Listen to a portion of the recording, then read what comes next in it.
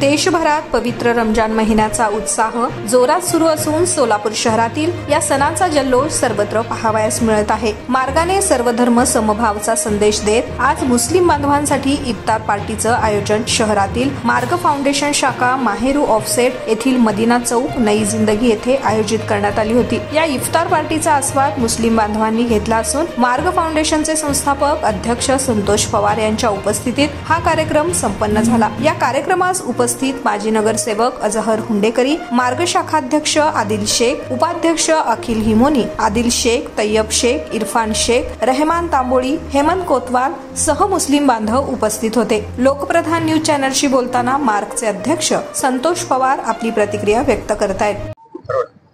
नमस्कार।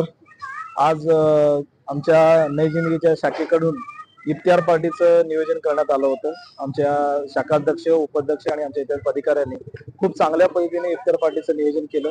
नई जिंदगीमध्ये खूप चांगला प्रतिसाद आहे इफ्तार पार्टीसाठी। मार्ग फाउंडेशनच्या शाखेसाठी आमचे पोरं खूप कष्ट आणि मेहनत करतात।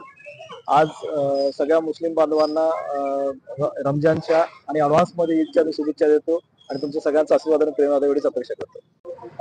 नमस्कार, मी ॲडव्होकेट अखिल हिमोने, मार्ग फाउंडेशनच्या नवी जिंदगी शाखेचा उपाध्यक्ष।